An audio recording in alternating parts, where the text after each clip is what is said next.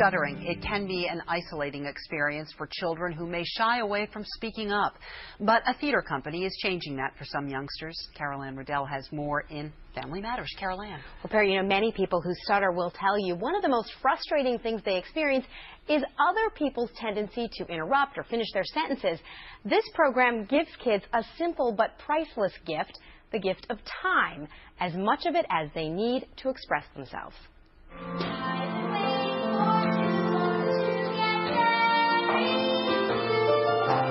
When she sings, 9-year-old Juliana's voice is clear and strong. Speaking is more complicated. Like the rest of the youngsters in this theater group, Juliana stutters. When all four of you are singing? The theater company called Our Time was founded by Taro Alexander. He himself struggled with stuttering since the age of 5.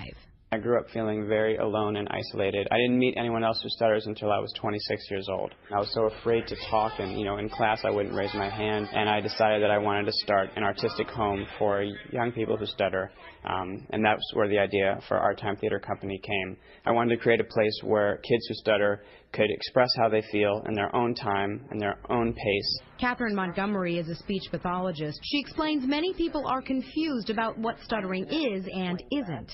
And it's some kind of neurological glitch. The scientists are working on figuring out what that is, but there's so many complexities going on in the brain when we're talking. And something is going awry with signaling the brain to specifically the vocal cords. Watch the youngsters from Our Time on stage, and it's clear the chance to perform is liberating.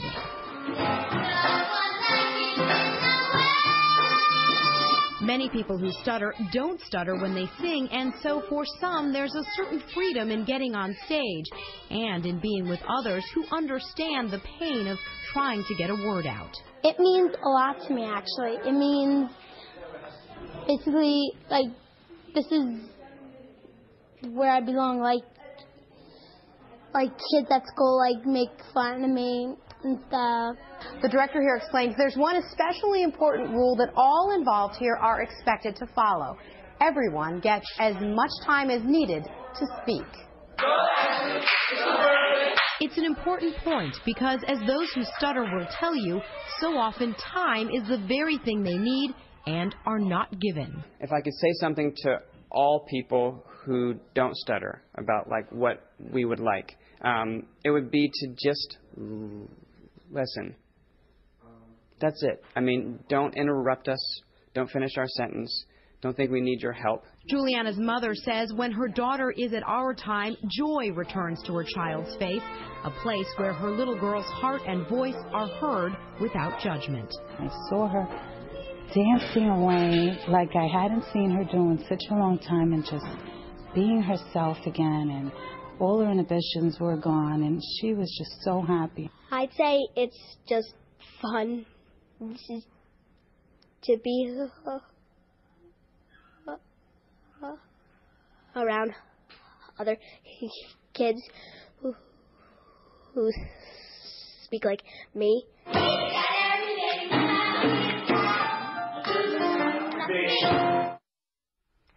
The program is funded through grants and donations. It is free for the children who attend, and you can find more details on our website, WNBC.com. Amazing, right? Amazing story. Also incredible that the kids don't stutter when they're singing, and the joy that comes back to them.